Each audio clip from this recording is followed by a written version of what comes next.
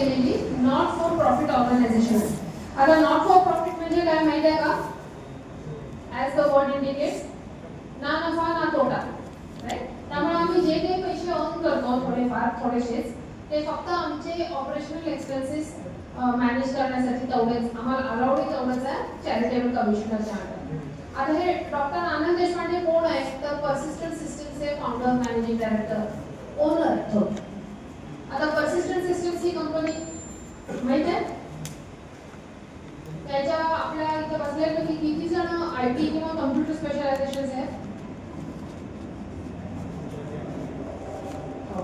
मग आपल्याला माहित असायला पाहिजे, राईट? ओके. ही एक मोठी आयटी कंपनी आहे. सुरुवात झाली त्यांची 1990 मध्ये आणि हे आपल्या जे स्क्रीनवरती दिसतात ते डॉक्टर आनंद देशपांडे, ते स्वतः बीटेक IIT खडगपूरमधनं आणि मग US मधनं MS करून बिग डेटावरती त्यांनी मध्ये MS केलं आणि PhD पण त्याच्यातच केलं त्यांनी, कम्प्युटर सायन्समध्ये बिग डेटा. आणि तिथं आता त्यांना वेगवेगळ्या नोकऱ्या मिळू शकल्या असत्या, तिथं त्यांनी सहज छान करिअर करू शकले असते, पण त्यांच्या डोक्यात अतिशय क्लिअर होतं की मी भारताच्या बाहेर कोणासाठी काम करणार नाही, भारतात येऊनच भारतासाठीच काम करणार. म्हणून ते इमिजिएटली त्यांच्या जेव्हा PhD झाली तेव्हा ताबडतोब ते भारतात परत आले आणि पुण्यात अर्थातच, आणि त्यांनी पर्सिस्टंट सिस्टम्सची कंपनी सुरू केली.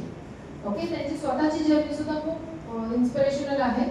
आणि तो काळ 1990 तुम्ही जन्मलेलाच नव्हता तेव्हा, तो काळ आता इतकं सहज तुम्हाला मोबाईलमध्ये पटापट डेटा मिळतो, पटापट गुगलिंग करू शकता, काय हवं ते करू शकता, बरोबर. इतकी पॉवर तुमच्या हातात मोबाईलमुळे आणि ह्या टेक्नॉलॉजीच्या क्रांतीमुळे आलेली आहे. त्या काळात कम्प्युटर हा विषयच नव्हता, कनेक्टिव्हिटी नव्हतीच, त्यामुळे हा सगळा इश्यू होता. जर कामं कशी व्हायची मग कंपनीजमधून, किंवा तर हार्ड कॉपीमध्ये व्हायचे, फोन म्हणजे लँडलाईन, एवढंच होतं. अशा काळात त्यांनी पर्सिस्टंट सिस्टम फॉर्म केली आणि आज 2025 म्हणजे लास्ट इयर एंडिंग 2025 मार्च जे वर्ष संपलं फायनान्शियल इयर, तेव्हा त्यांचा रेव्हेन्यू आता जे रजिस्टर्ड आहे तो साधारण $1.4 बिलियन. 1 बिलियन म्हणजे एकासमोर किती शून्य? एकासमोर 9 शून्य येतात. ओके. छान माहिती आहे. आणि म्हणजे 1.4 इज 1.4 इंटू एकासमोर 9 शून्य तेवढी. आता $1चा रेट किती आहे? 83 नाही, 85.9. कालचा रजिस्टर्ड आहे 88.03 का 88.3 आहे, तो काय फ्लक्च्युएट होत असतो. आता हे 1.4 इंटू एकाच्या समोर 9 शून्य इंटू 87 हे 88 केलं तर जे काही आकडे येतात त्यांचे मालक हे डॉक्टर आनंद देशपांडे तो होता. आणि त्यांनीच दे आसरा ही कंपनी सुरू केली. आणि स्पेसिफिकली दे आसरा ही उद्योजकांच्यासाठी काम करतात. या पर्सिस्टंटली प्रॉफिट मेकिंग कंपनी आहे. मी तुम्हाला त्याची उलाढाल सांगितली, 25,000 लोक काम करतात, ही मोठी कंपनी. दे आसरा छोटी आहे कारण आता सुरू झालेली आहे 2015 मध्ये, तरी सुद्धा 10 वर्ष होऊन गेली. आणि आम्ही स्पेसिफिकली फोकस्ड ऑन उद्याचे उद्योजक कसे बनू शकतात आणि आहे ते जे कोणी उद्योजक आहेत त्यांना सर्वतोपरी आम्ही मदत करतो. तर उद्योजक म्हणजे कोण व्हा? तर असे अदानी, अंबानी, टाटा, बिर्ला अशा लोकांना नाही मदत करत, उलट त्यांनीच मदत करणं अपेक्षित आहे, नाही का? तर जे छोटे उद्योजक असतात त्याला आम्ही नाव दिले आहे नॅनो एंटरप्रेन्योर्स. आता तुम्ही सगळे इंजिनिअरिंग करताय तर नॅनोचा अर्थ तुम्हाला कळायला पाहिजे. ज्यांना माहीत नाही त्याला सांगते, नॅनो म्हणजे अतिशय सूक्ष्म, म्हणजे छोटे. मग आता उलाढालीच्या भाषेत जर का बोलायला गेले तर अतिशय सूक्ष्म म्हणजे काय व्हावं, तर आम्ही कट ऑफ घेतलेला आहे तो म्हणजे 1 कोटीचा. एनीबडी बिलो 1 crore या लोकांना म्हणजे उलाढाल त्यांची उद्योजकांची त्यांना आम्ही मदत करतो, कारण ह्या लोकांना मदतीची गरज असते. उदाहरण द्यायचं झालं तर समजा कोणाचं बुटीक आहे, कोणाचं कॅफे आहे, कोणाचं ब्युटी प्रॉडक्ट्स आहे, कोणाचं वडापाव सेंटर आहे, काही असू शकतात, नाही का? तर त्या सगळ्या ह्याला हे उद्योजक खूप असतात छोटे, म्हणजे उदाहरणाला सांगायला गेलं तर कोणाचं 10 लाख असेल, 20 लाख असेल, 5 लाख असेल, या सगळ्या उद्योजकांना त्यांचा प्रोजेक्ट किंवा त्यांची जी कंपनी आहे ती सुरुवात करण्यापासून स्टॅबिलाइज करण्यापासून ग्रो करण्यापर्यंत सगळीकडे मदत लागते. ओके, ती आम्ही मदत करतो. ओके, तर म्हणूनच हे विजन घेऊन आम्ही पुढे चाललेलो आहोत. To empower small and local businesses to start, to stabilise and grow. हे 3 स्टेप्स असतात बरं का कुठल्या उद्योजकाला उद्योग निर्माण करायला. म्हणजे नुसती कंपनी सुरू केली म्हणून ती सर्व्हाइव्ह होत नाही किंवा सर्व्हाइव्ह झाली म्हणून ती ग्रो होत नाही. त्याला प्रयत्न करावे लागतात. आणि का आम्ही हे करतोय, जर का ग्रो झाली तरच आम्ही जॉब्स क्रिएट करू. आम्ही ती लोक उद्योजक जे आहेत ते जॉब्स क्रिएट करू शकतात. आणि ही काळाची फार मोठी गरज आहे आता. आणि पुढच्या स्लाइडमध्ये मी ते सांगेनच. म्हणून क्रिएटिंग जॉब, जर का आता इथं माझ्या समोर एक 60-70 मुलं बसलेली आहेत, ह्या प्रत्येकाने जर व्हिज्युअलाइज करा की प्रत्येकाचा तुमचा कुठला तरी व्यवसाय आहे आणि प्रत्येक जण तुम्ही साधारण 10 लोकांना नोकऱ्या दिलेल्या आहेत, तर किती लोकांना नोकऱ्या मिळतील हा विचार करा. तुम्ही सगळे प्रिव्हिलेज आहात, तुम्ही नशीबवान आहात, कारण तुम्ही आता काहीतरी इंजिनिअरिंग शिकताय, कॉलेजमध्ये येताय, एमए पॉलिटेक्निक सारख्या नॉन कॉलेजमध्ये शिकताय, राईट. पण असे कित्येक लोक आहेत ज्यांना ते स्किलिंग मिळत नाही, एज्युकेशन मिळत नाही आणि ते हँड टू माउथ असतात, राईट. मग ते प्रॉब्लेम्स मध्ये येतात. त्यापेक्षा मग तुम्ही नोकरी घेणाऱ्यांच्या पेक्षा नोकरी देणारे जर का बनू शकू शकता नक्कीच. तर ते काय असू शकतं, त्याच्यासाठी आपण प्रयत्न केले पाहिजे असं आम्हाला वाटतं. आणि म्हणूनच हे मिशन घेऊन आम्ही चाललेलो to help job seekers become job creators. आता आय एम शुअर तुम्ही सगळे म्हणाल आता आम्ही डिप्लोमा झाल्यानंतर आम्हाला इंजिनिअरिंगचा डिग्री जायचं आहे, बरोबर आहे. बहुतांश मुलं तुम्ही सांगा, बरोबर आहे. तुम्ही सेकंड इयरला ऍडमिशन घ्याल, अजून 2 वर्ष शिकाल आणि इव्हेंच्युअली त्याच्यात तुम्ही पास आउट व्हाल. पण त्याच्यानंतर काय हा प्रश्न आहे. अनदर 2 इयर्स किंवा 3 इयर्सचाच प्रश्न आहे. पण सिनारिओ फार बदलणार नाही आहे. मी गेल्या वर्षी जवळजवळ 20-25 हजार मुलांच्या पर्यंत हे आमचं जे प्रोग्राम आहे तो घेऊन गेले, त्यांना हे आम्ही एक्सप्लेन केलं आणि त्यांना मी प्रश्न विचारले की तुम्हाला काय करायचं. हा प्रश्न मी तुम्हाला विचारते. तुमचे पॉलिटेक्निक मधून तुम्ही डिप्लोमा पास आउट झाला तर काय करायचं तुम्हाला. इंजिनिअरिंगच्या मुलांना विचारलं, ते म्हणाले मला नोकरी घ्यायची, आम्हाला नोकरी पाहिजे, कारण एवढा सगळा खर्च झालेला आहे, मला नोकरी मिळवायची. तर तुझा काही प्रश्न आहे का बाबा. हा नाही ना, मग काहीतरी जॉब चाललाय का तिथे, तर यू शेअर इट ना विथ अदर्स. आपण सगळे मिळून हसूया. Okay, please pay attention. Okay, so जर का डिप्लोमा झाल्यानंतर आपण डिग्री करायची, हा आपला कट ऑफ आहे. डिग्री झाल्यानंतर काय करायचं आहे माहित नाही.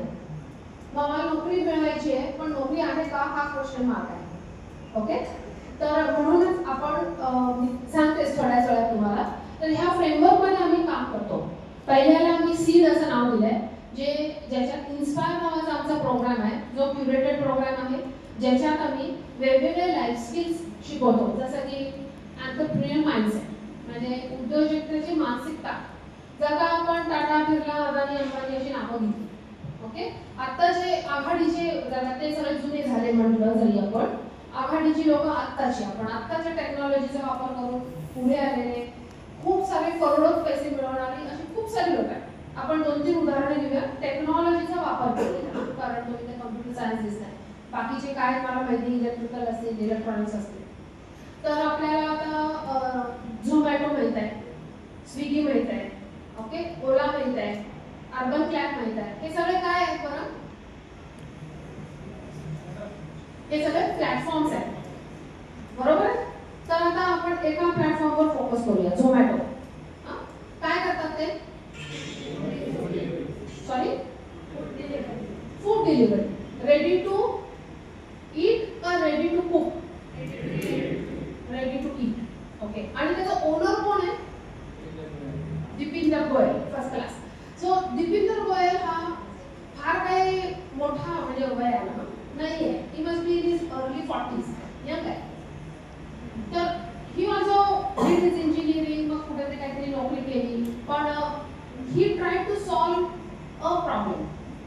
तो ट्रिगर, प्रत्येकाचा ट्रिगर पॉइंट वेगवेगळा असतो. ह्या व्यक्तीचा ट्रिगर पॉइंट काय होता, तर त्यांना असं वाटलं की असे बरेच लोक असतात ज्यांना आपण आपल्याला काहीतरी सामान हवं म्हणतात तर आपण दुकानात जातो. किराणा हवं असेल, काही भाज्या हव्या असतील, अजून काय हवं असेल तर आपण दुकानात जातो, घेतो. फार फार तर मॉलमध्ये जातो आणि घेतो, बरोबर आहे? आधी मॉलच आहे, तुम्ही सगळे जेनझी आहात त्याच्यामुळे मॉल शिवाय काय बाकीचं बोललंच जात नाही, बरोबर? पण असे कित्येक लोक आहेत ज्यांना तिथे जाता येत नाही, मे बी वयस्कर असतील किंवा काही त्यांना प्रॉब्लेम असतील, फिजिकल प्रॉब्लेम्स असू शकतील किंवा हॉस्पिटलमध्ये असतील, मग त्यांनी काय करायचं, राईट? तर म्हणून त्यांनी हा प्रॉब्लेम सॉल्व्ह करण्यासाठी झोमॅटो सारखा प्लॅटफॉर्म निर्माण केला टेक्नॉलॉजीचा वापर करून, जेणेकरून the buyers and sellers are on that platform, right? Buyers is displaying his or her products and seller is displaying his or her product and buyer may choose a variety of choices that you will do. So it's a platform. याचा अर्थ काय बाबा, झोमॅटोच्या ओनरला दीपिंदर गोयलला त्याचे आहेत का ते sellers, म्हणजे he owns those companies? No. So the virtue of creating that platform is earning in crores. ही जादू आहे टेक्नॉलॉजीची.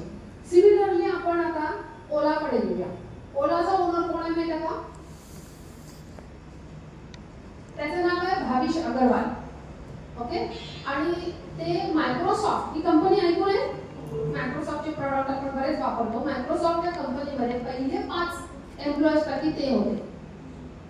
म्हणजे इतके पॉवरफुल, इतके इन्फ्लुएन्शियल, इतके करोडो सॅलरी असलेली व्यक्ती, म्हणजे मस्त चाललं होतं त्यांचं.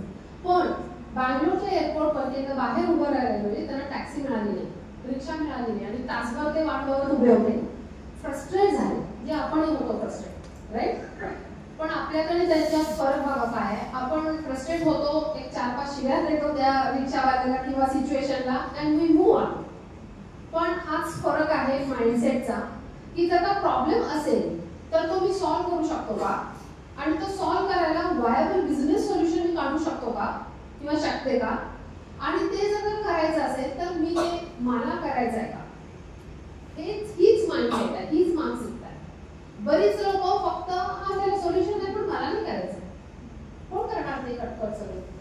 आज जाऊ दे, आज मला रिक्षा नाही मिळाली, मी अजून दुसरं काय, पण त्या दिवशीचा मी प्रॉब्लेम सॉल्व्ह केला, हाच माइंडसेटचा प्रॉब्लेम आहे. आणि भरपूर प्रॉब्लेम बरोबर येणारे भरपूर अपॉर्च्युनिटीज आपण घालवतो. पण भाविश अग्रवालनी हा विचार केला की जर मला हा प्रॉब्लेम आलाय तर इतरांनाही प्रॉब्लेम येतो, लेट मी सॉल्व्ह इट. मग त्यांनी घरी पण त्याच्यावर चर्चा केली आणि घरचे लोक म्हणाले टॅक्सी ओनर होणार आहेस का तू, ह्याला काय अर्थ नाहीये. तर म्हणाले नो, मी करणार नाही. आता ओलाचे ते ओनर आहे, करोडो पैसे मिळवतात, प्लॅटफॉर्म आहे. ओके, ही जस्ट मेंटेन्स प्लॅटफॉर्म. सो एकही कार त्यांच्या नावावर नाहीये, म्हणजे जे कॅब ओनर जे असतात, किंवा एकाही कॅब किंवा टॅक्सी चालकाला ते पैसे देते, पगार देत नाही. फक्त प्लॅटफॉर्मचे चार्जेस जे असतात त्याच्यातून ते करोडचे मालक झाले. ही परत जादू आहे टेक्नॉलॉजीची, राईट? तसेच जर आपण आता अर्बन क्लॅब पाहायला गेलं तर अर्बन क्लॅबचे 2 ओनर्स आहेत, वय अतिशय यंग आहे, अबाउट 30s. MBA कुठं दुबईमध्ये कुठेतरी केलेले, बऱ्यापैकी सधन कुटुंबातली ही दोन्ही मुलं. म्हणजे मला सांगायचा हेतू असा आहे की कुटुंब कसंही असू दे, सधन असू दे किंवा नसू दे, तुमची मानसिकता जशी आहे ना त्याच्यावर तुमचं भवितव्य ठरतं. तर ह्या 2 मुलांनी असं ठरवलं की, आणि कोविडच्या काळात सुरू झालेली कंपनी अर्बन क्लॅब माहिती आहे? ओके, काय करतात ते? क्लिनिंग करतात, हाऊसकीपिंग करतात, बरोबर? म्हणजे हाऊसकीपिंग म्हणजे फक्त क्लिनिंग करतात असं नाही आहे. ते मग त्याच्यात जे टेक्निकल सर्व्हिसेस लागतात, जसं की समजा कार्पेंट्री आहे किंवा स्वच्छता तर आलीच, किंवा प्लंबिंग आहे, इलेक्ट्रिकल कनेक्शन्स आहे, त्याचे सगळे करेक्शन्स म्हणजे रिपेअर, किंवा इव्हन रंग लावणे, हे सगळं काम again it's a platform, right? What has it done? एका बाजूला सेलर आहे जे they are selling their skills. Okay, समजा मी एक प्लंबर आहे, कार्पेंटर आहे, तर मी त्याच्यावर रजिस्टर करणे अपेक्षित आहे, माझी ही स्किल आहे, माझा हा अनुभव आहे, व्हॉट एव्हर. आणि बायर आहे की त्याला बुक करण्यासाठी, जसं की आपण कॅब बुक करतो, आणि ह्याच प्लॅटफॉर्मवरती की they are also earning crores of rupees. Fantastic ना? हा मानसिकता आहे. म्हणूनच सांगायचा हेतू असा की आम्ही त्यांच्या सीडमध्ये आम्ही हे सगळं सांगतो, ते it is all about your mindset. Success is all about your mindset. मला काय करायचं आहे, पुढे जाऊन काय करायचं याची थोडीशी क्लॅरिटी ठेवली ना, तर आम्हाला कुमंडूक वृत्तीसारखं मला तेवढ्यापुरतं आता माझं डिप्लोमा झाला बस मी कुठेतरी नोकरी करणार मला महिन्याला पगार मिळणार आहे येस दॅट्स अ पॉसिबिलिटी मी त्याला होऊच शकतं हे नोकरी तुम्ही करूच शकता तुम्हाला नोकरी मिळू पण शकते त्या नोकऱ्या कमी आहेत मी सांगेनच पण जर का तुमच्या हातातून हे असं चांगलं काम जर का होऊ शकते तर ह्याचा विचार मात्र व्हायला पाहिजे ओके तशाच बरोबर आम्ही पैसे स्वतःचे पैसे management personal money management is a problem nowadays त्याच्यात ते आम्ही सांगतो का सांगतो कारण आता झालंय ना तुमच्यासारख्या जेनझीच्या मुलांच्या हातात पैसा आलेला आहे कारण तुमच्या आई वडिलांच्याकडे आता पैशाची एवढी चणचण नाहीये जी त्याच्या 2 जनरेशन मागे होती राईट कारण जर का आपण इंडस्ट्रियल रेव्होल्युशन पाहायला गेलं 1940s मधलं तेव्हा नोकऱ्या भरपूर होत्या कारण सगळे इंडस्ट्रीज एस्टॅब्लिश होत होते तुम्ही सगळे शाळेत शिकला असाल आणि नोकऱ्यांना लावत होते ते थोडेसे पैसे मिळत होते so there was they were earning to survive after 2-3 generations whoever work म्हणजे साधारण 70s 80s 90s मध्ये पाहायला गेलं तर they work for standard of life जे तुमचे आई वडील किंवा आजी आजोबा असतील आणि आता जे तुम्ही जन्मले आहात Gen Z you already have a standard of life so you are looking at quality of life right and there is a difference in standard of life and quality of life याचा विचार मात्र करा म्हणूनच आम्ही मनी मॅनेजमेंट वरती focus देतोय की तुमचं पर्सनल मनी मॅनेजमेंट हे करणं फार आवश्यक आहे आणि ते करा ते आम्ही क्युरेटेड प्रोग्राम आहे नंतर हाऊ टू सेल ह्याचा त्याचा अर्थ असा बिझनेस सेलिंग तर आलंच त्याच्याबरोबर तुम्ही व्यक्ती म्हणून तुमचे स्किल सेल करता यायला पाहिजे तुमची पर्सनल ब्रँड क्रिएट व्हायला पाहिजे ती कशी करायची जर का डिजिटली तुम्ही लोकांच्या पर्यंत तुमचं काम पोहोचलं पाहिजे सोशल मीडिया प्रभावी क्षेत्र आहे तर त्याच्यावरती तुमचा प्रेझेन्स तसाच पाहिजे समजा मी प्लास्टिकचे स्पेशलायझेशन आहे माझं मी प्लास्टिक टेक्नॉलॉजीवर शिकलेली आहे आणि त्याच्यात काम केलेलं आता प्लास्टिक म्हटल्यानंतर व्हरायटी आहे की नाही पिशव्यांपासून पाईप्सपासून कार आणि स्कूटरला लागणारे प्लास्टिक वेगळं आहे राईट त्या पाईप मध्ये सुद्धा कुठलं फ्लुइड फ्लो होतं त्याच्यावरती पाईपचे सगळे डायमेन्शन्स आणि क्वालिटी ठरते am I right मग समजा जर का मी कार किंवा स्कूटरच्या साठी लागणारं प्लास्टिक वरती स्पेशलायझेशन आहे माझं तर I should display that right then only I start getting work from people आणि why will I get work from people की 3-4 डेटा पॉईंट सांगते त्याच्यासाठी एक म्हणजे गिग वर्कर्स याचा अर्थ असा की मला multiple sources of income at the same time माझ्या काळात किंवा माझ्या मागच्या जनरेशनला जनरली एक नोकरी आणि ती 9 ते 6 जे काय तेवढंच that is only source of income आता जेनझी जे असे आता ऑलरेडी मी पर्सिस्टंटमध्ये काम करत होते तिथं मला मुलं सांगायची की मला फुल टाइम नाही काम करायचं मला हाफ डेज काम करायचं मला 2च तास तुमच्यावर काम करायचं 4च तास करायचं आणि ती अपॉर्च्युनिटी तुम्ही द्यायला पाहिजे मग मी त्यांना विचारायची का असं तर उरलेले 6 तास तू काय करणार आहेस तर माझा कॅफे आहे किंवा मी कोरिओग्राफर आहे मला कोरिओग्राफी स्किल मला आवडतं ते करायला so I will go and give choreography background to people और आय एम गुड सिंगर मला प्लेबॅकसाठी व्हॉइस देईन मी so there are multiple sources of income that is one data point second data point you will get hired and fired multiple times while you will have multiple sources of income the flip side of it is you will also get hired and fired multiple times so कंपन्या म्हणतील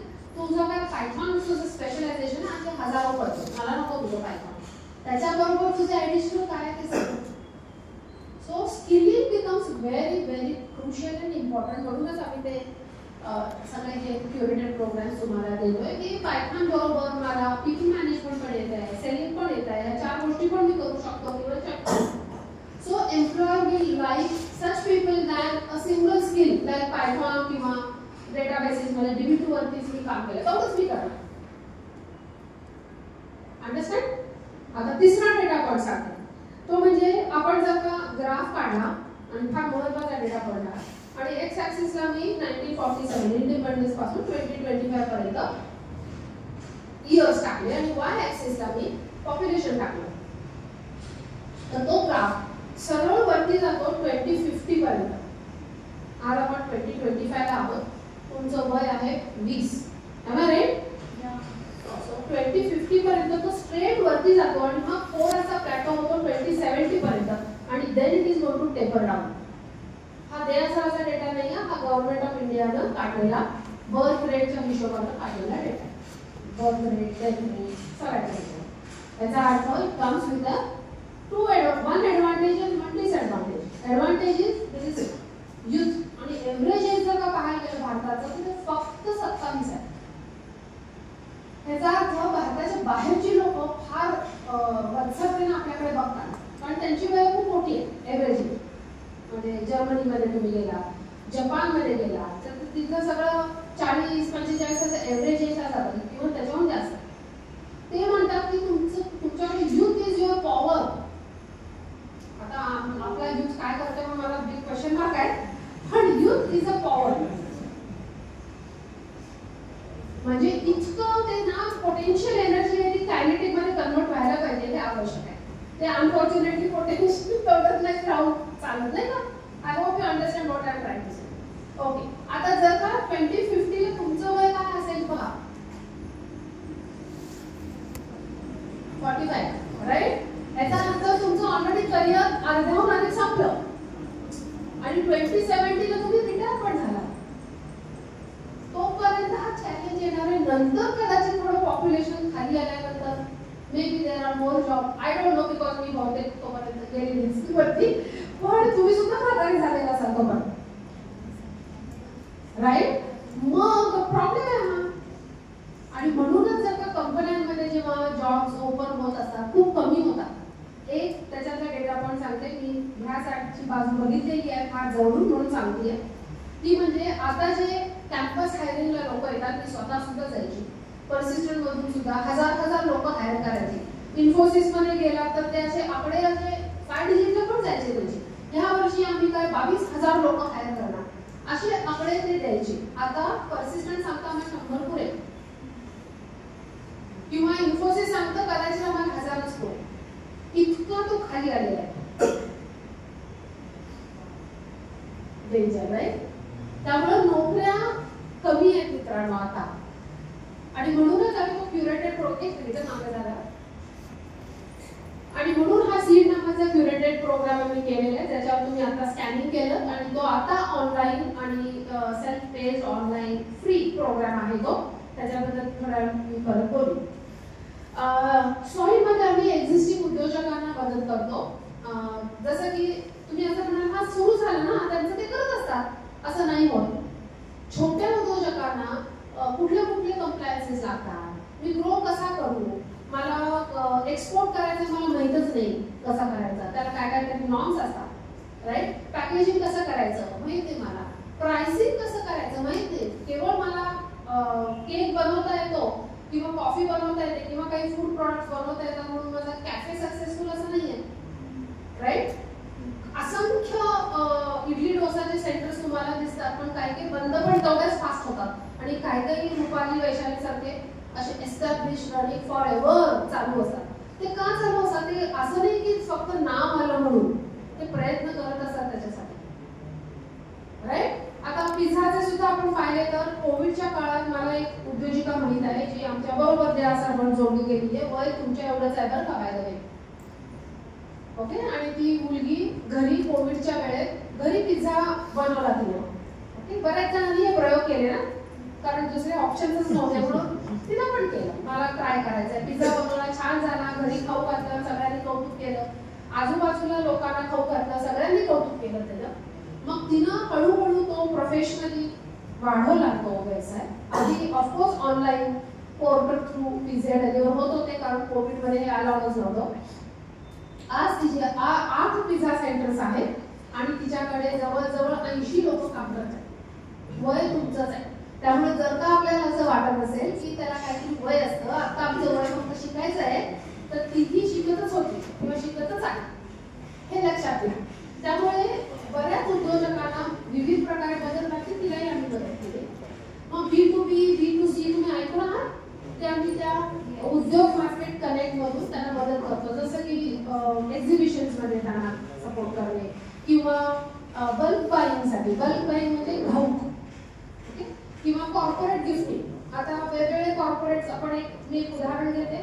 persistent सारखी company आहे. Persistent प्रत्येक new जॉईनिंगला bottle, काय pen, रायटिंगसाठी काय डायऱ्या, असं बॅगा, असं विविध गोष्टी देत असतात प्रत्येक न्यू जॉईनिंगला. ते काय पर्सिस्टंट बनवत असतं नाही का. ती ऑर्डर कुणाला तरी जात असते, ती व्यक्ती पैसे मिळवत असते. असे this is called as bulk buying. आणि असे आम्हाला बायर आणि सेलर दोन्ही बाजू माहीत असतात. जर का पर्सिस्टंट आम्ही विचारलं तुम्हाला बॅगा हव्यात का, अच्छा आमच्याकडे ही व्यक्ती आहे जी बॅगा सुंदर बनवते, कनेक्ट करून देतो आणि आम्ही बाजूला होतो. कारण जो बिझनेस डील आहे तो त्यांनी काढवा, बायर आणि सेलर. ते असणार ह्याच्यातून काही मिळत नाही, ओनली गुडविल.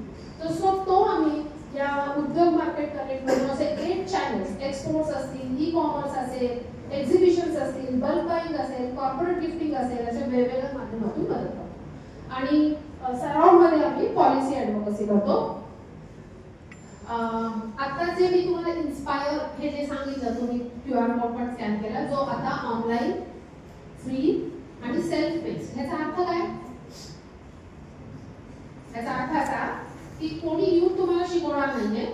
जसं की कोर्सेरा, उडेमी मध्ये कोर्सेस असतात, दे आर ऑल सेल्फ पेस. तुम्ही ते ऐकता, पॉडकास्ट समजून घेता आणि पुढे जाता. हल्ली जेनझी तसंच शिकतात नाही का. त्याच्यामुळे आम्ही पण तो तसाच तुमच्या लर्निंग स्किल्सला अलाइन करण्यासाठी ऑनलाईन, सेल्फ पेस आणि मोबाईल फ्रेंडली आहे. त्यामुळे मोबाईलमध्ये पण तुम्ही ते बघून ऐकू शकता. जसे की वेगवेगळे YouTube कंटेंट तुम्ही ऐकत असता, समजून घेत असता, किंवा वेगवेगळे कोर्सेस. मला सर्टिफिकेट काढायचं आहे, पायथन कॉलेजमध्ये शिकवलं जाते, मला पायथन शिकायचं आहे, करता की नाही. तसेच हा पण कोर्स आहे ज्याच्यात आम्ही जवळजवळ 7 तासांचा, म्हणजे त्याच्यात वेगवेगळे पॉडकास्ट आहेत. बिटवीन द पॉडकास्ट वेगवेगळ्या ऍक्टिव्हिटीज येतील. त्या ऍक्टिव्हिटीज कम्प्लीट करत करत करत तुम्ही पुढे जाऊन तो कोर्स कम्प्लीट करायचा. तर काय काय कंटेंट आहे? पहिला इन्स्पायर लाईफ, कारण ते सगळे लाईफ स्किल्स आहेत. For example problem solving is a life skill नाही का. फार आवश्यक आहे आपल्या दैनंदिन जीवनासाठी पण. भले तुम्ही कंपनीमध्ये नोकरी जरी करणार असाल आणि if you have this skill of problem solving, असे एम्प्लॉईज फार हवे असतात लोकांना. That time you will become intrapreneur. कारण कंपनीमध्ये राहून सुद्धा तुम्ही सगळे विचार करून सपोर्ट करतात, राईट. त्यामुळं मी परत हे सांगते की असे जरुरी नाही की इथून बाहेर पडल्यानंतर तुम्ही उद्योजक व्हायला पाहिजे. तुम्ही नोकरी करणार जरूर करा, थोडे पैसे मिळवायचे असेल जरूर घ्या, थोडा अनुभव घ्यायचा आहे जरूर घ्या, पण एक प्रयोग व्हायला पाहिजे, एक प्रयत्न व्हायला पाहिजे. मे बी तो 2 वर्षांनी होईल, 3 वर्षांनी होईल, नो प्रॉब्लेम. पण जेव्हा कंपनी जॉईन करता तेव्हा असे छोट्या कंपनी चूज करा. काम हे सांगते, जर का इन्फोसिसमध्ये तुम्ही जॉईन झाला तर तुम्हाला एक ठराविक साचेबद्ध काम दिलेलं असतं. तुम्हाला लेफ्ट और राईट काही माहीत नसतं. तुम्ही कोडिंग कुठल्या प्रोजेक्टसाठी करतात तेही माहीत नसतं. तो कोड केल्यानंतर ते प्रोजेक्ट कुणासाठी आहे, कुठल्या कंपनीसाठी आहे, कुठला प्रॉब्लेम त्याच्यामुळे सॉल्व्ह होणार आहे, काही माहीत नसतं. कारण एवढं मोठी व्याप्ती आहे त्याची. पण छोट्या कंपनीत गेल्यानंतर तुम्हाला ते पूर्ण एक्सपोजर मिळतं, अवेअरनेस बनत असतो. अच्छा मी कोडिंग केलं तर हा ह्या प्रॉडक्टसाठी आहे किंवा ह्या सर्व्हिससाठी आहे, त्याच्यासाठी माझा हा एवढ्या कोडचा हातभार असणार आहे. एक झालं कोडिंग म्हणून. दुसरं त्याच्याचबरोबर तुम्ही आजूबाजूला त्या ओनरला विचारू शकता, मी परचेज रिलेटेड सपोर्ट करतो किंवा करते, किंवा पीपल मॅनेजमेंट करेन. सगळे हे जे स्किल्स लागतात उद्योजक बनायला सुद्धा, ते तुम्ही इंट्राप्रेन्युअर म्हणून शिकू शकता जर का तुम्ही छोट्या कंपनीत जॉईन झाला. आणि शिका. काय शिकायचं हे? कारण पुढे जाऊन तुम्हाला तेच करायचं आहे. So learn, it's an internship in that sense. Okay, हे महत्त्वाचं. त्यामुळे आम्ही problem solving, personal branding, money matters, mind matters हे सगळे या पहिल्या इन्स्पायर लाईफ नावाच्या कोर्समध्ये करतो. आणि inspire बिझ is the next module which will help you learn business skills. जसं की बिझनेस आयडिया जनरेशन. म्हणजे मला कळतच नाही आहे, मला आयडिया द्या. बऱ्याच वेळेला होतो, बरेच उद्योजक म्हणतात माझ्या डोक्यात काही कल्पनाच येत नाहीये. बाय द वे, कुठल्याही उद्योजकाला हे जरुरी नाही की काहीतरी नाविन्यपूर्ण कल्पना असली तरच मी उद्योजक बने. उद्योजक मी अगदी बटाटे वेफर्स तळून सुद्धा मी उद्योजक सुरू करू शकते, किंवा मिसळचं सेंटर टाकून पण करू शकते. हे जरा पारंपरिक आहे नाही का. तर हे जरुरी नाही आहे. बऱ्याच लोकांच्या डोक्यात हे जरा मिसअंडरस्टँडिंग असतं की उद्योजक बनण्यासाठी काहीतरी हटके आयडिया पाहिजे. हटके आयडिया तुमच्या डोक्यात आली तर सोने पे सुहागा आहे, पण हे जरुरी नाही, मस्ट नाही. ओके, त्यामुळे बट बिझनेस आयडिया जनरेशनसाठी काय टेक्निक आहेत का, त्याच्या टूल्स आहेत का, ते तुम्ही शिकू शकता. त्याच्याच बरोबर व्हॅलिडेशन. सगळ्या बिझनेस आयडियाज हे काय बिझनेस व्हायबल असतात असं नाही का. त्यामुळे ते व्हॅलिडेशन करणं आणि व्हायबिलिटी बघणं फार आवश्यक असतं, हे तुम्ही शिकू शकता. त्याच्याच बरोबर बिझनेस प्लॅनिंग, कॉम्पिटिशन अनालिसिस फार महत्त्वाचं आहे का. जर का मी उद्योग सुरू केला आणि मला कॉम्पिटिशनच माहित नाही, मी आपलं सुरूच केलं, तर यू शुड बी अवेअर की मी कुठल्या एरियामध्ये पाऊल टाकतोय किंवा टाकतीये आणि त्याच्यात कॉम्पिटिशन काय आहे, राईट. आणि इफ यू आर अवेअर तुम्ही जास्त व्यवस्थित काम करू शकाल. आणि म्हणजे विदाउट दॅट जर का तुम्ही एकदम उडी मारली तर it is like you are running a race without knowing माझ्या आजूबाजूला कोण आहे. मी असा धावत सुटलो, मला माहित पण नाही कुठल्या दिशेने जायचंय.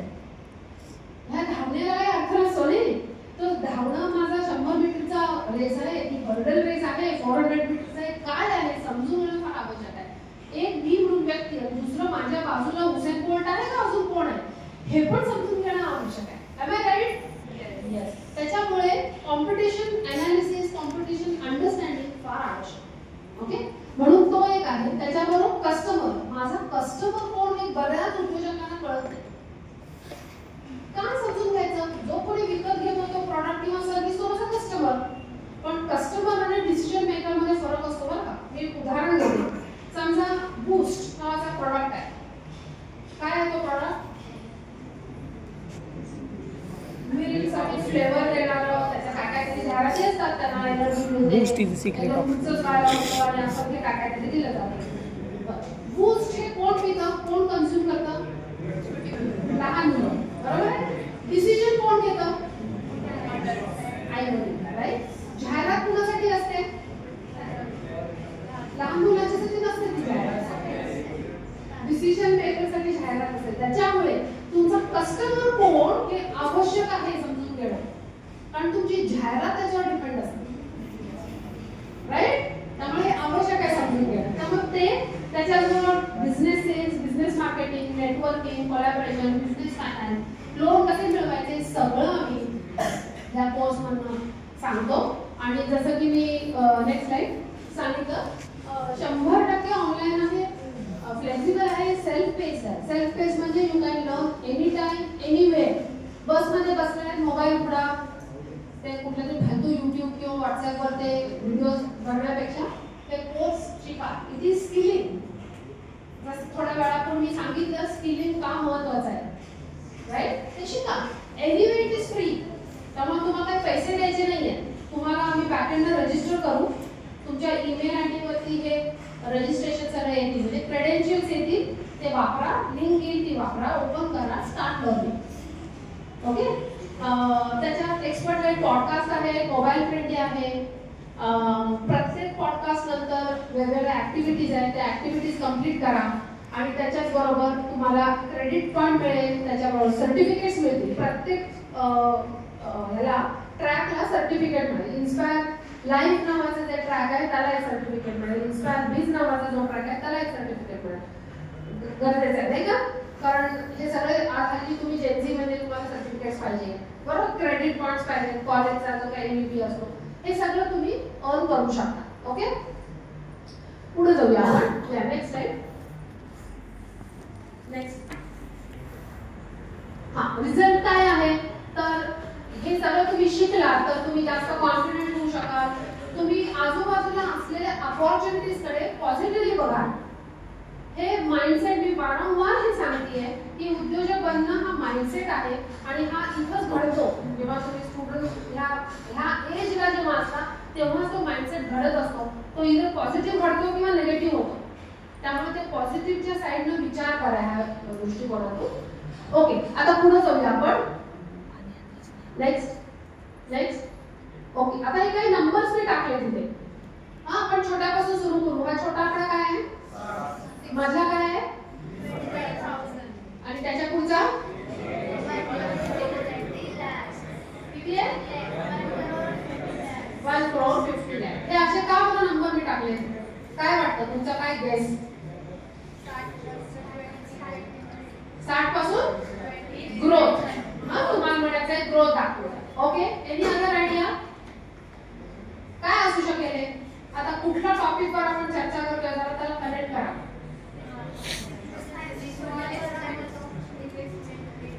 इन्व्हेस्टमेंट. ओके, सो पहिल्यांदा कमी इन्व्हेस्टमेंट आणि मग वाढत जाईल. ओके, अजून काही? Okay, good idea. कस्टमर आधी कमी होते ते आपले एवढे सारे कस्टमर झाले. फंटास्टिक. आता छान, आपण आता रियालिटी बघूया नेक्स्ट.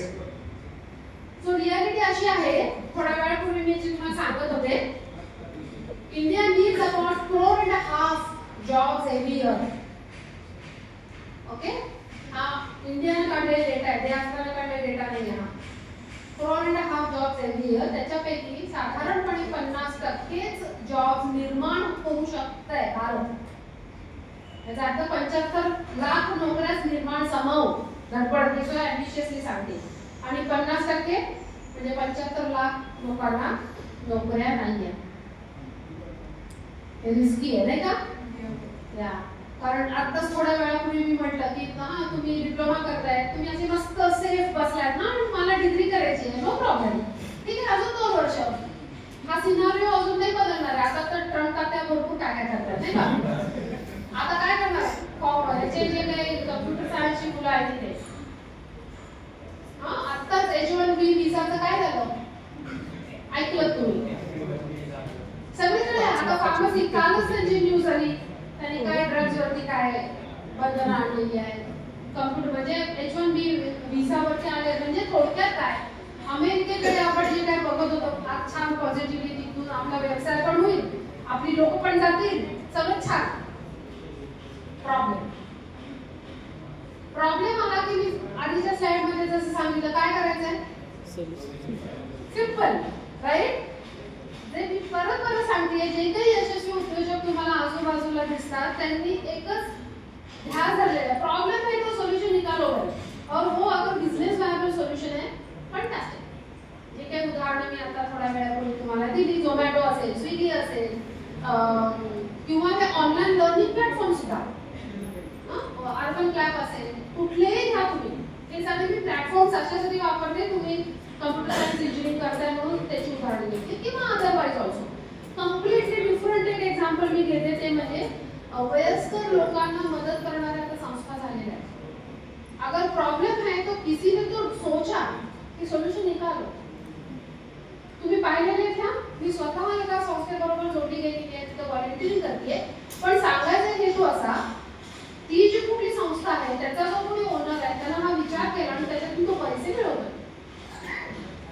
त्यामुळे प्रॉब्लेम आहे तो सोल्युशन निकाल. तसंच आता आपल्या आजूबाजूला भरपूर आपल्याला प्रॉब्लेम दिसतात. आपण आता पुण्याचे प्रॉब्लेम बोलूया बरं. काय काय दिसतात तुम्हाला पुण्याचे प्रॉब्लेम?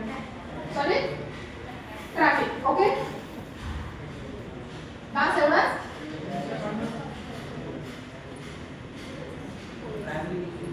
काय ट्रॅव्हलिंग, ट्रॅफिक म्हणजे अच्छा पब्लिक ट्रान्सपोर्ट. ओके, तो ट्रॅफिक, पब्लिक ट्रान्सपोर्ट, बस 2च आहेत इश्यूज पुण्यात. चांगले आहे, मी जाऊन सांगते सीएम ना की पुण्यात काहीही प्रॉब्लेम नाहीये, मस्त चाललंय आहे. खरंच आहे का असं? मग बोला की रोड म्हणजे आहेत का नाहीच आहेत? प्रॉपर नाही. प्रॉपर म्हणजे काय? खड्डे स्पेसिफिक असलं पाहिजे नाही का? ओके, अजूनही क्लीनलीनेस नाही. अदर वर्ड्स आपण असं म्हणू सगळीकडे आपल्याला, आपण एक गेम खेळले बरं का, मी हॅलो म्हणताय म्हणजे तुम्ही हाय म्हणायचं आहे. हॅलो, हाय, हाय, हॅलो, हॅलो, हाय, हॅलो, हाय. माझ्याकडे लक्ष द्या. ओके, आताच आपल्याला बोललो आपण, सगळीकडे आपल्याला कचरा दिसतो, क्लीनलीनेस नाही. आपण हाच विषय घेऊन पुढे जाऊया. ओके, आता कचऱ्यावरती किंवा क्लीनलीनेस वरतीच का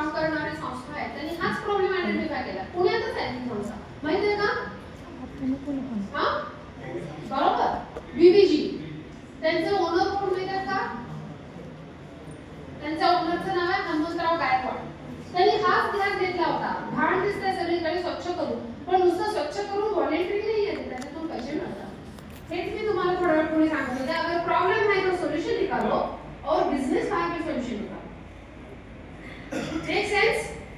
ओके, आता आपण पुढे जाऊया कारण मी हे बोलत राहू शकते. So what is your dream and how you plan to achieve? हा जो शब्द आहे ना ड्रीम, किती वाजले? ओके, मला अजूनही 10 मिनिटं लागतील.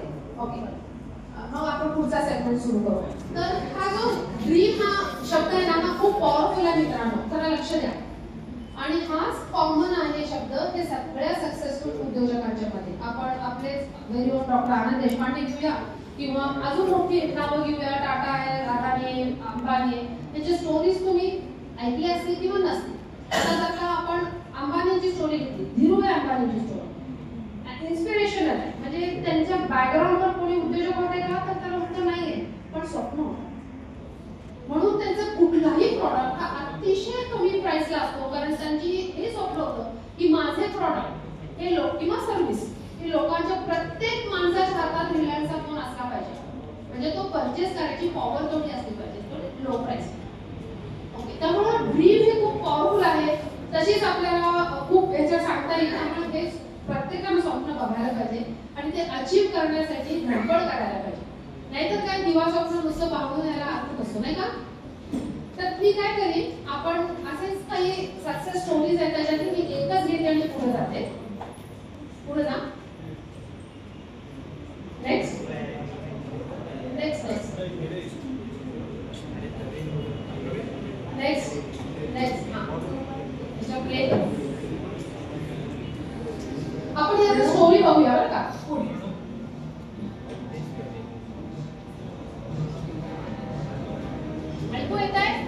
Identifying a problem and providing a solution for it is what defines a business.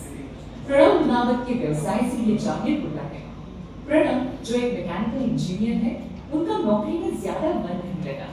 उन्होंने अपना खुद का व्यवसाय शुरू करने का फैसला किया और 2010 में वेलोटेक सॉल्यूशंस का जन्म हुआ. कारखानों को अलग-अलग साइज एंड वेट के पंपों की जरूरत होती है. इसलिए पंप मैन्युफैक्चर कंपनियों को ग्राहकों को ये बताना जरूरी होता है कि उनके लिए कौन सा पंप उचित है. इसी जरूरत को पहचानते हुए प्रणव ने इसका जवाब ढूंढने वाला एक सॉफ्टवेयर बनाया. इससे ग्राहकों को अपनी जरूरत का पंप ढूंढने में मदद मिली, जबकि मैन्युफैक्चर कंपनियों को ग्राहकों के लिए पंप चुनने का बेहतर सिस्टम मिला. Earlier, this process took an entire day, but now with this software, it can be done in few minutes. उनका दावा है कि ऐसा सॉल्यूशन देने वाली वेलोटेक देश की एकमात्र कंपनी है. We are one of the leading software provider for pump industry. Our software facilitates to select the right pump for the given duty condition. Using our software, the pump manufacturer can submit a quick techno-commercial quotation to the inquiry receipt.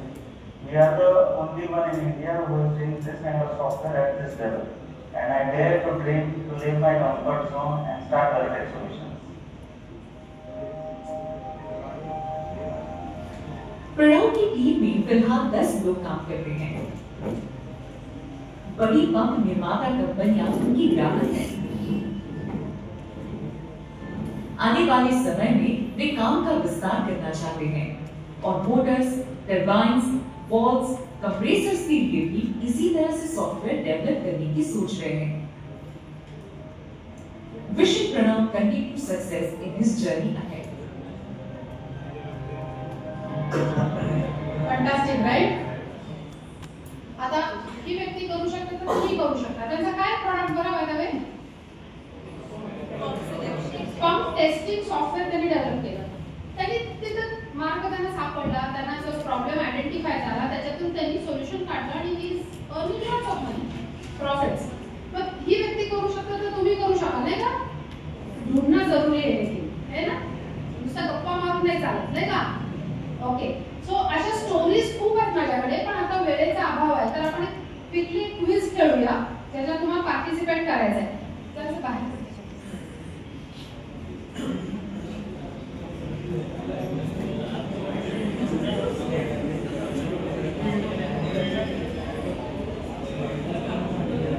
Okay.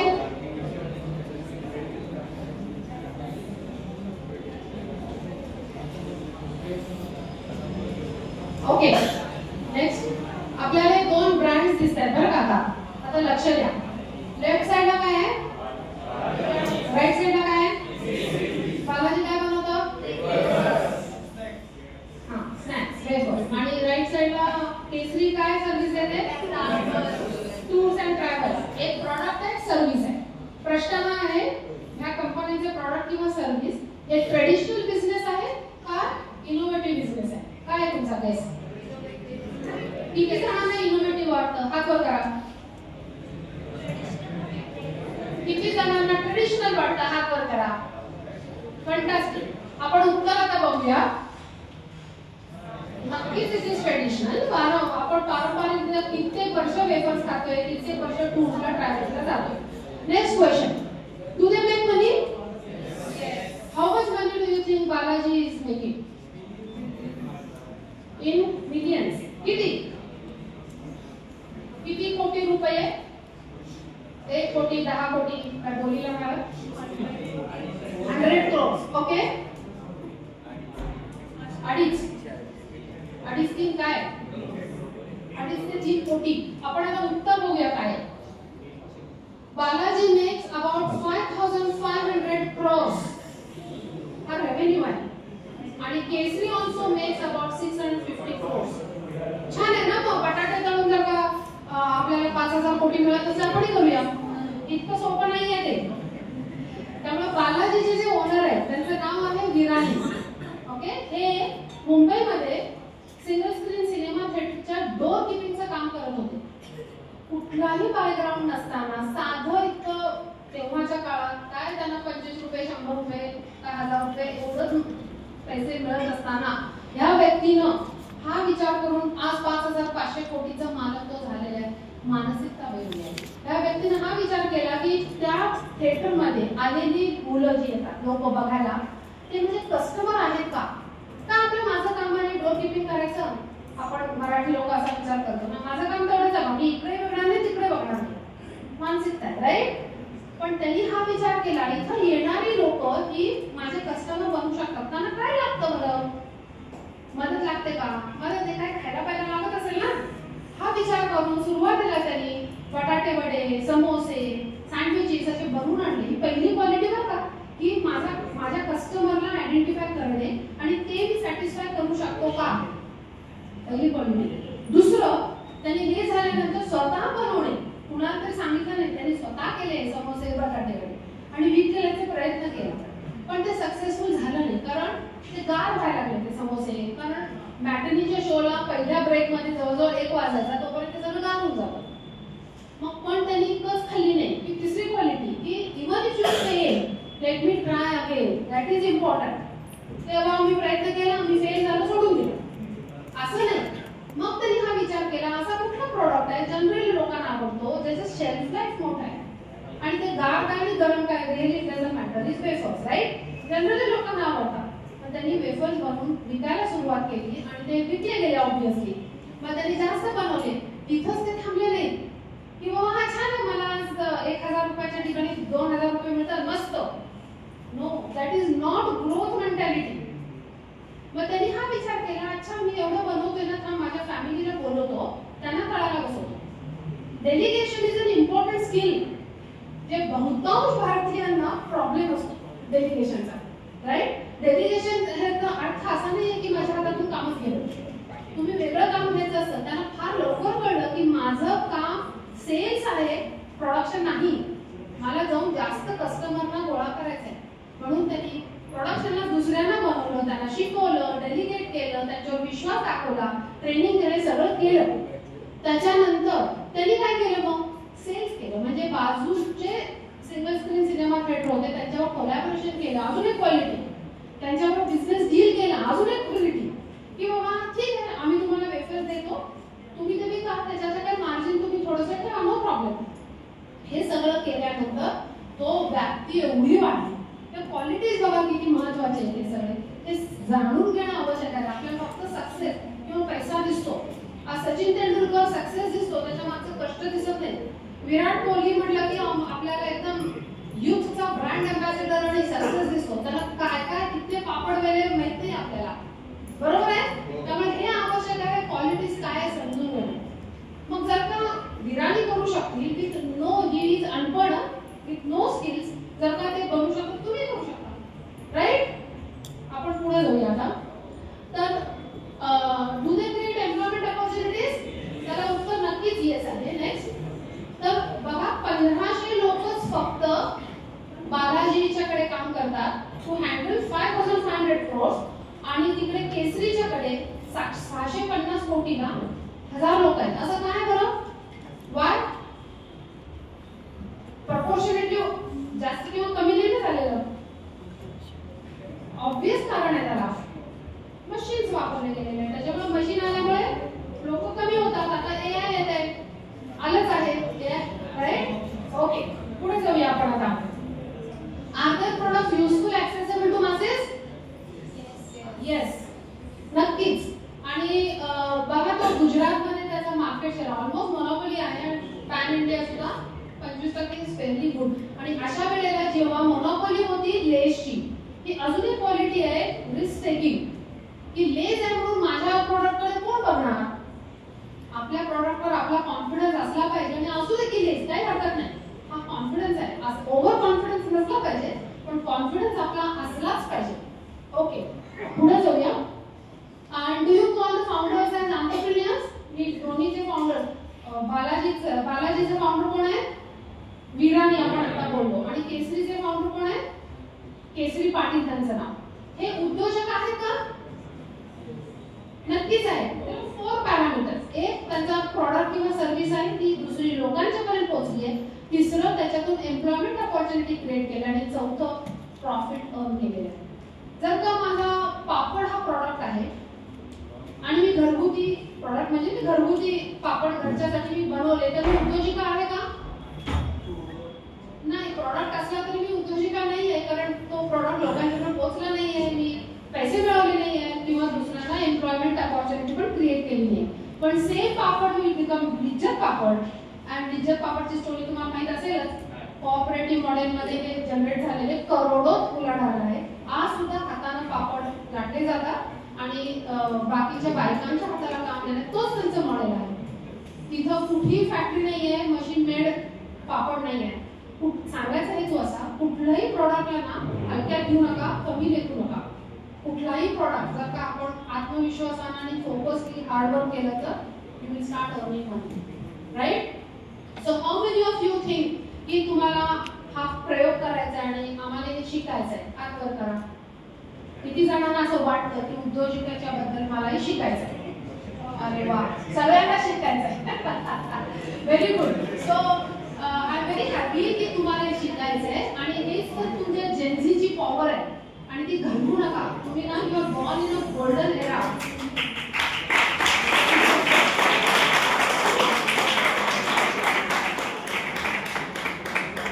सांगायचा हेतू असा, age is with you, right. त्याचा पूर्ण opportunity वापर करून घ्या.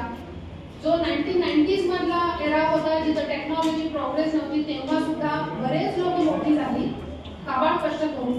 तुमच्या प्लॅटफॉर्मवर बऱ्याच गोष्टी आता येणार आहेत, आलेल्या आहेत. त्याचा पूर्णपणे फायदा करून घ्या. आणि म्हणूनच भारत आज एक डेव्हलप्ड कंट्रीचं स्वप्न बघतोय, मिशन 2047चं स्वप्न बघतोय, बरोबर आहे.